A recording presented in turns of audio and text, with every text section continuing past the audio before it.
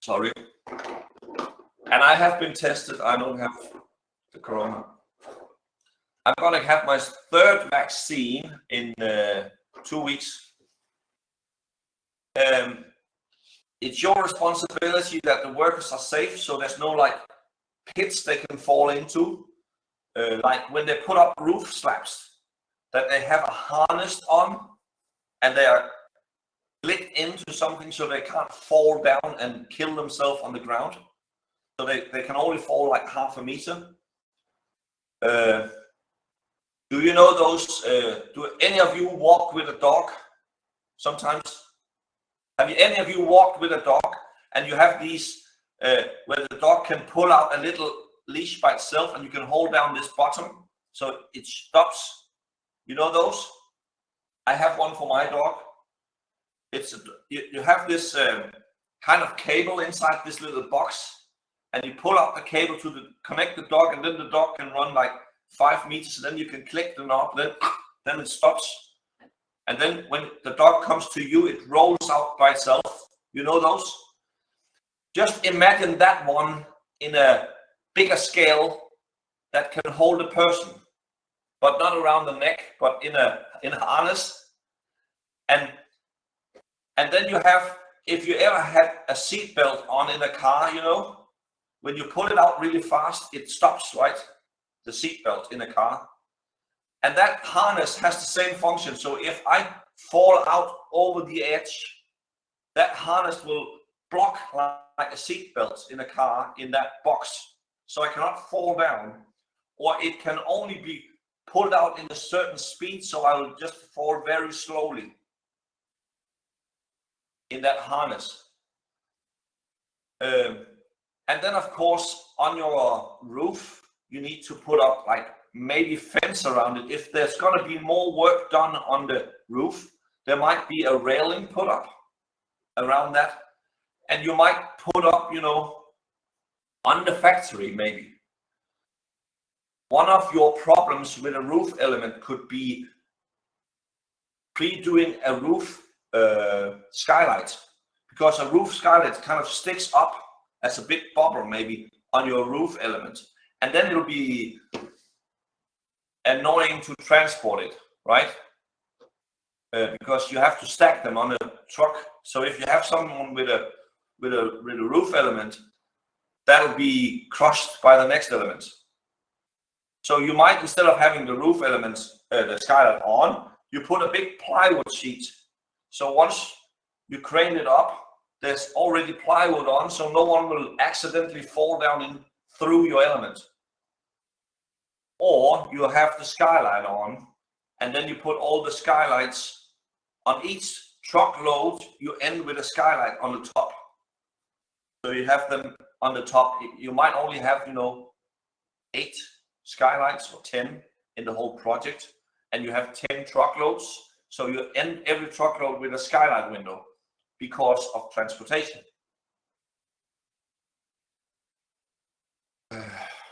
What else could I say? I can also say about transporting roof elements. If you have the ceiling material on like plasterboard or another material that is, how can you say that, delicate, like a biscuit, something that is easily crushed or destroyed.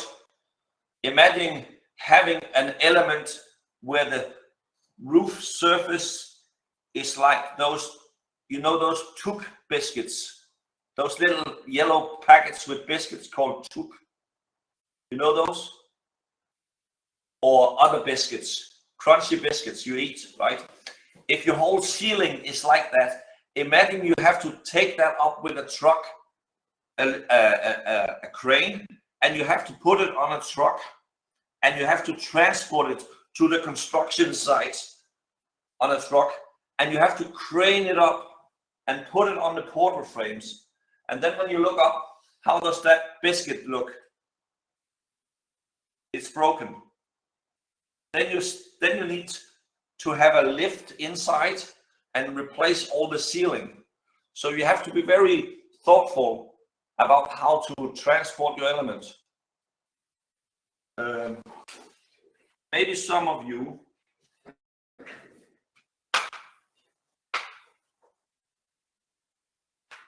and we are running out of time. Maybe some of you have an element like this in the length, and your idea is that the element is going to be laid on my portal frame, halfway into the portal frame, right? And so with the other end. But a bit in here, I have my roof material, my biscuit or plasterboard. Don't use biscuits because you get other things. So here I have my ceiling material. It's plasterboard, or it's those cement board that look like wood chips, or something that is according to the rules and regulations and not burnable. So if I took off my portal frame here and I was thinking about my truck, now this is the bed of my truck that drives with my elements, you know, and the truck is over here. The truck driver here who's smoking a pipe, by the way, he's gonna drive with my elements. So maybe here I put like big square piece of wood here, so it's resting on that one. So this area here is not touching the bed truck, and another one in the other end, and then I could place another one here and have another element that didn't touch this element, you know. So I could stack up maybe 6 elements, and the top one had a skylight window, you know. So try and think about all the things you might try and, you know, do the mental trip all the way from when your production starts and think about what happens to this element. On this station 1 in my factory, we cut the wood. On the next station, we assemble the wood, put on the vapor barrier, put on the ceiling material, flip the element, put in the insulation in 2 layers because we don't want end joints to be in the same position. I need to do some quality assurance, maybe take a picture, fill out some sheets. This is the sheet. I put on the plywood. I put on the first layer of asphalt paper. I have thought about how to connect it with the other elements. So there's some holes in my plywood. I cut it up, and the piece I cut off, I put here on the element. So once they craned it up, they take that piece, connect the next element, and then take that piece and close that gap. And then they strike these 2 elements that are joined with 1 thin layer of asphalt paper. So then it's done. Then it's attached to the. Then I drive it out from a factory. I store it in this area where it's dry, or I store it out here under a tarp. I can do 20 elements per day. So I need to spend 3 days to produce the elements for this project. So I can, but I know that the contractor can only put up 15 elements per day. So I could do my production when the project is going to be started. So if I start 1 day before the contractor is going to start on site, that will be time enough for the factory, because I produce 20 elements per day, but he only puts up 15. If it were the other way around, I would do it opposite. Then I would start earlier in the production. So also the whole time frame of it, you have thought about in your planning that we have over here in my PowerPoint. And then after I have done my production, this type of truck will come and get the element. I will stack them like this. I will totally need 9 deliveries with this type of truck, or 18 deliveries with this type of truck. I will stack them like this. I will stack them in this order according to my stacking plan or truck plan. In truckload number 1, I will have element 1, 2, 3, 4, 5, and 6 because they are the first ones to go up, and I'll stack them in reversed order because when they are unstacked, the order will be opposite, right? On site. Or will I put them on these bed trucks so they will be placed on site? Will I deliver just in time, meaning that the truck will come exactly when the crane needs them? Then I don't have to unstack them on site and store them on site. There's a risk every time you lift the element that something will happen to it. So I need to touch it as little as possible from when it leaves the factory to when it's in position. So I have to do as few things as possible to the element, because every time you do something with something, every time you pick up your phone, there's a little chance that you lose it and break the screen, you know. Every time you have broken a screen on your phone by accident, you're thinking, if only I was not driving my motorbike at the same time, or if I just have looked up, I wouldn't have fallen over that, you know, sidewalk. Then I wouldn't have broken my phone. If I only have done delivery just in time, they wouldn't have caught all the rain by store because they were stored on site. Delivering just in time means that you drive out and you park next to the crane, and the crane moves over, takes your element, puts it up. I have 6 elements, 20 minutes per element, so I need to have the truck there for 2 hours. Then this truck will drive home again, and then maybe it can do the next trip, because then in 2 hours it takes 1 hour each way maybe. So the truck that was there when I came goes home 1 hour and goes back with the next truckload another hour. So that truck will be ready when I come. When I'm empty here, the next truck will come. So all this planning you need to think about. And then you attach the element, and then you stripe between the elements, and then you do the second layer of asphalt paper, and then you hand over the contract and say, I'm done. And then you end your presentation. And this is the end of the class today. If you have any questions, I can take them now. Yeah, you have questions. Kwok first, Kwok Ming.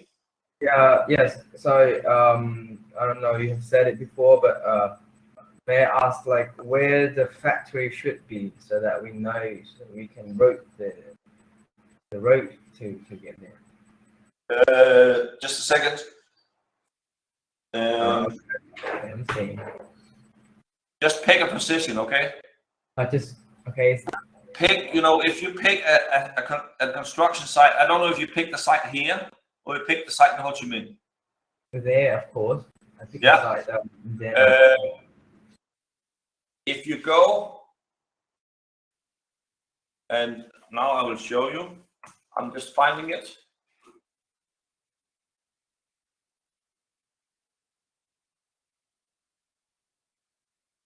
I need to share my screen, of course. This screen.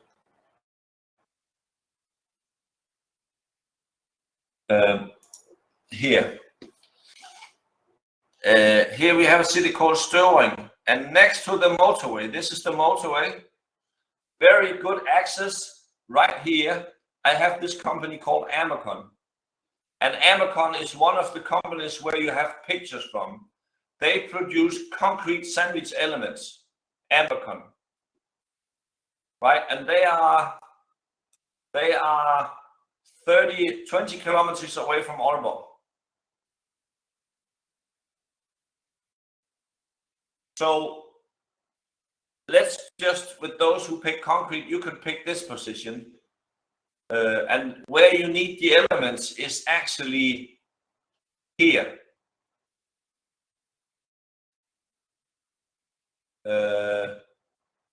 Your factory is in this area. In this area here. And this is the tunnel, so you need to go on the motorway. You come from here, go on the motorway, go in here, and then drive in this area. So you just go with route guidance. You pick a route. You pick a route and you just go with that. And it's something that is like, 40 kilometers distance. That will be fair for all of you. And pick something in a radius of 40 kilometers. Yeah. And Kian, you had a question also? What was just my question? What? Sorry? I was just asking where is the factory, and he's just asked my. But maybe this factory here will produce concrete elements. Now, if you produce a wooden element, I would go with the same factory, the same address. It doesn't really matter. The important thing is that you have the process, and you have, if the factory is here or there, it doesn't really matter. Just go with something that is between 30 and 40 kilometers away. And it can be in a radius around Aalborg. You can go north and you can go east and west. It doesn't matter. And just, go to Google Maps and then, type in the address of your construction or the neighbor address if you don't know any numbers, and type in the address of the factory and then have a route, and it says so many minutes, and then because it's a truck, the route you get is always by car, and a car on a motorway can go 130, but a truck can only go 80. So add some extra time,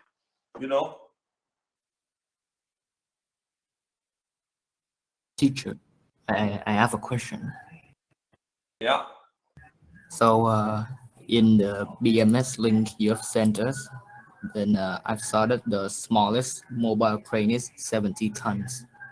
But when our group do research, we found that there's an even smaller one. It's 130, 1030, when the lifting force is 35, which is more than enough for our elements, and it's also smaller than the 71. So can we use it? Yeah. It's a lot less smaller, and it's still able to lift the element. What's the lifting capacity? 35 tons, which is like half of the smallest one in the BMS link. Yeah.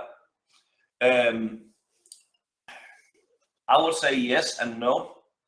I would say yes because it can lift it, but I would say no because I cannot rent it here. In many situations, I would say yes, and I will also say yes in your situation. As long as you have the documentation for the crane, that it has enough reach and it has enough height so it can go by the wall and over the wall and over the roof. But if it's a crane, if you have a company that produces wood wall elements that is only like maybe 1 ton if they're really big, maximum 1 ton, then they're really big, and almost all cranes can lift 1 ton, at least up to 3-5 meters. And many situations you will be driving next to the construction. There'll be a road next to the foundation, so it's very easy for you just to put elements up. So yes, you can use that crane, but I would recommend most of you to pick a crane and pick the 70 ton if you want the smallest one, so you have enough reach and you have enough lifting capacity. Thank you, teacher. I got it. And one of the final things I would like to say is that we don't have lectures left, if we have any. I think we have one in next week. Prepare questions that you can say to me instead of last time when I said goodbye, I'll see you on Wednesday, that was Monday, I said that. It only took 5 minutes. Then I had 3 questions already. And I've had 4 questions since. So, and I used the last 10 minutes the last time. Do anyone have a question? And no one says anything. So this is much, much better if you can ask me the questions when I have you, instead of asking the questions when I have another class. I have to sit in my free time and answer these questions. And answering them in writing takes longer than answering them in voice. The same with you. It takes more time to write a question than to ask a question, right? So please do that instead of writing me when we just hang up. I don't know, Ni Bao, if I have asked your question or answered your question. Can you tell me that? Yes, you have. I have. My member already asked you. Yeah, and I'm not angry at you for using the product. I'm just telling you it's very don't use it as your own project. It's kind of like, you know, when you did a report in high school and you were reading some other report and there were some good things in that report that you thought, this is a good opinion. I could write something similar.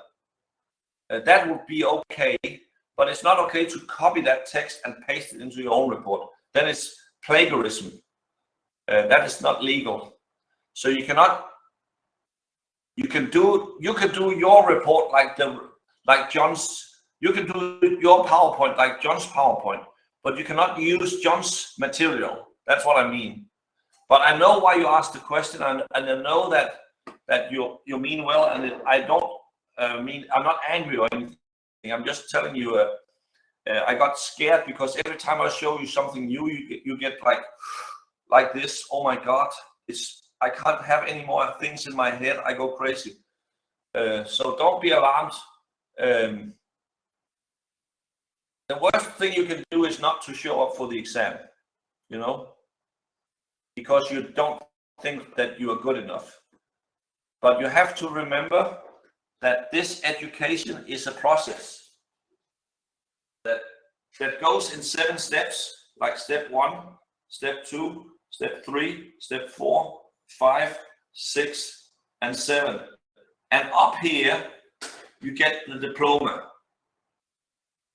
Then you get your graduation paper. Then you're an ATCM, done. But we start down here with the knowledge, right? And then we build on it, and we build on it, and we build on it. And now we are here, almost here. You have almost done this semester. But all the things that are up here, you're not good at yet.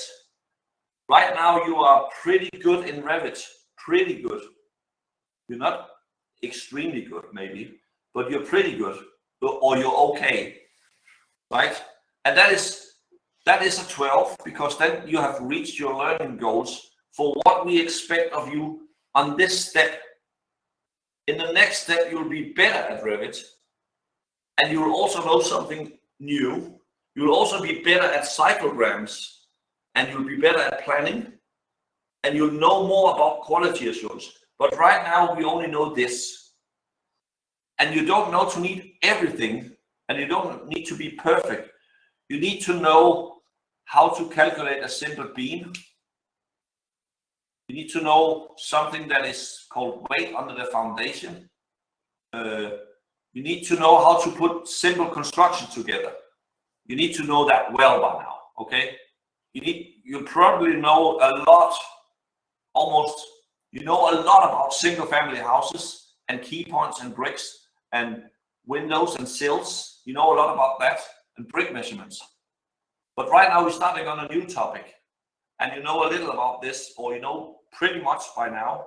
But in the next semester, in the 4th semester, when we reach the exam point in that semester, you'll know a lot about elements, and you also know how to stack them up beyond 5th story building. So don't worry so much, you know. You don't need to be good until you're up here. And the last 2 semesters are your own. They are your internship, and it's your 7th semester. So don't worry. I don't have more to say. I'm actually 20 minutes past my time,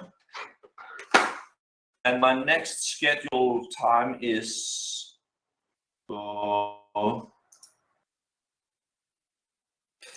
Teacher, can I have a question about the sidewalk? About what?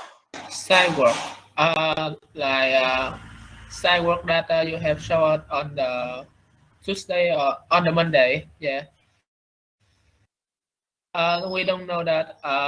Should we do the sidewalk on depend on regulation or some kind of reference that we look for on the internet? I don't know. On your site, construction site plan. Yeah. I think you should do it with in your mind on the day that you put your elements up. On that day, try and imagine health and safety on the construction site. There would be a fence all around the site, as you see in Ho Chi Minh when they do the metro. Are they done by the metro, by the way? No. It's the subway, no? It's not done. They also have a fence around it, right? Subway. Never mind. Yeah. You have a fence around your construction site. You have an entrance. By the entrance, you have the information board about this drawing. There is a sign that you have to, and you have this on your drawing. You have like safety shoes are not an option. You have to wear safety shoe. You have to wear a helmet. There's an area for the huts where you can sit and eat your lunch. There's toilets here. There's some lights on the construction. Here's the light post. This is the X where the light post is. Here is the cables for the temporary construction. When they work, they need electricity to put the drills in, or hammer, or compressor, or whatever the tools they use. Here they can take the electricity from. There's also one in the center of the building. There are some lights in the center of the building. Here is the scaffolding when I'm doing roof work, maybe. Yeah. Here is the crane placed. So all those things that you saw on the building. Here I can tap water. Here I can get rid of sewage. Right? Yeah. I just do what we think it is necessary. So no much regulations. Try and look at the 2 examples look at the 2 examples I did in the PowerPoint. Yeah. And steal the signatures and or find similar signatures and paste them into your drawing. Yeah. Okay. But I will ask you about this drawing for the exam. Yeah. About, why do you have a fence around your building? Why do you have lights on your building? Why do you have to wear safety shoes? Yeah. If you drop something heavy on your foot, it will break your toes. If you step on a nail in a board, you'll hurt your feet. But if you have safety shoes on, there won't be a problem. Yeah. Okay. So thank you. Yeah, I understand. Yeah. Yeah. Great. I have you again on the 21st, on Tuesday next week. I don't know when you have Carl, but you should have these cyclograms next time, I'm pretty sure. Are any of you planning to go to Denmark in your 5th semester? No? Yes? What about you, Arne? Are you coming to Denmark in your 5th semester?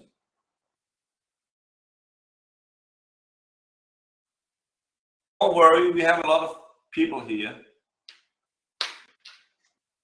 I think we have 3 girls right now? No, 2. It's not that big a problem. You can always write to Bao and hear how it is. What about finding accommodation? How much money does it take? Is it easy to get a job so I can earn money here? Yes, it is. How much do you get paid, you know, and all that stuff? Is it cold? How is campus? How's the food? Do you bring your own food? How is the groups? You know, how are people treating me? Do they have nice teachers? Yes, of course. You won't have me probably, or maybe you will, because you would be the last class. You would be, no, there's one more generation after you. We have the last first semester class has started here now. They are almost finished because they're closing down the international education in Denmark, unfortunately. I don't know why, because it doesn't make sense, because we have too many jobs and too little people. So yeah, and the pay is pretty good for an ATCM. Yes, I will see you on Tuesday. Okay, bye for now. Yeah, see you on Tuesday.